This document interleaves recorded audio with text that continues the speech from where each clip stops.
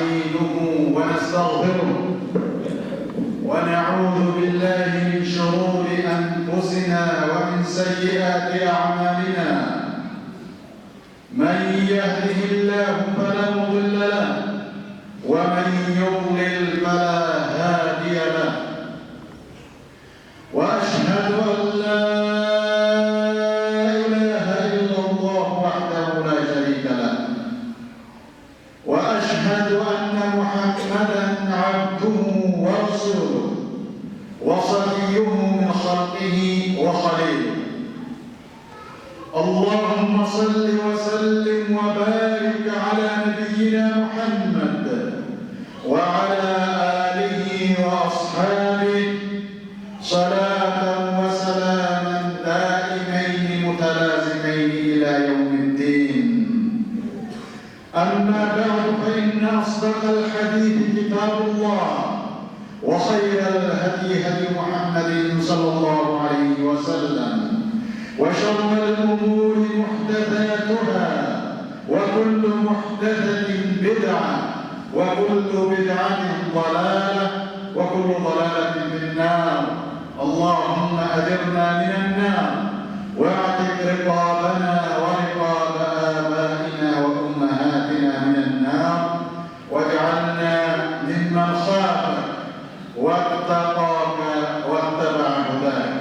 أيها المسلمون عباد الله، اعلموا أن الله سبحانه وتعالى قد قال في محكم تنزيله: يا أيها الناس اتقوا ربكم الذي خلقكم من نفس واحدة وخلق منها زوجها وبث منهما رجالا كثيرا ونساء، واتقوا الله الذي تساءلون به والأرحام، إن الله كان عليكم رقيبا.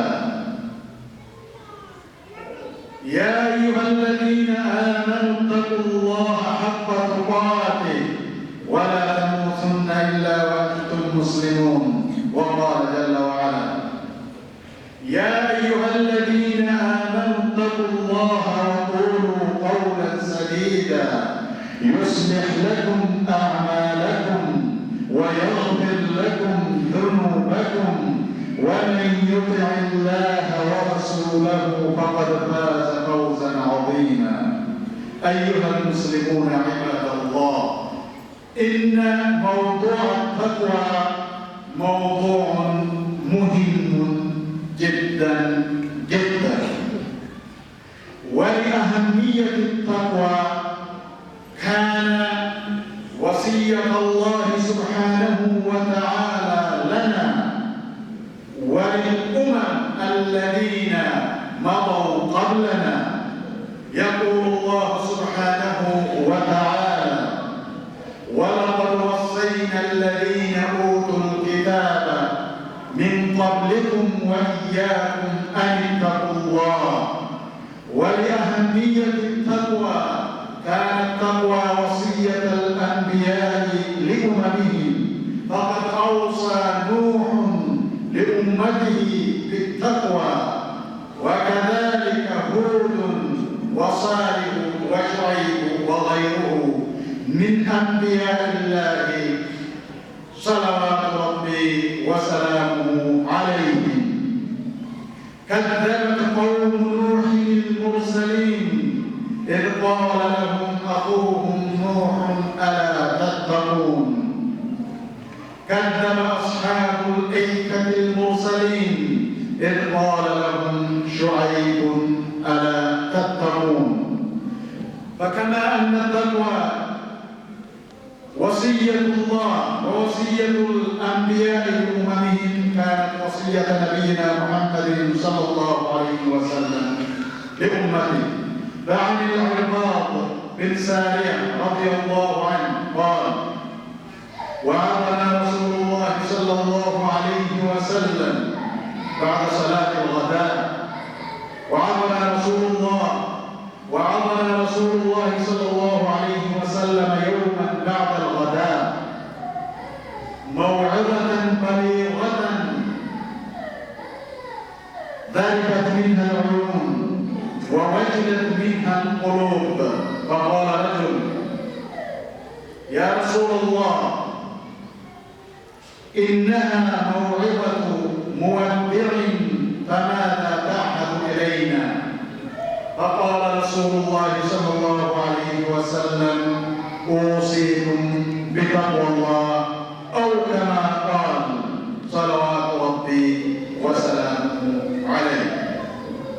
أيها المسلمون عباد الله، أقول قولي هذا، أستغفر الله لي ولكم، إنه هو الغفور الرحيم وهو البر الكريم.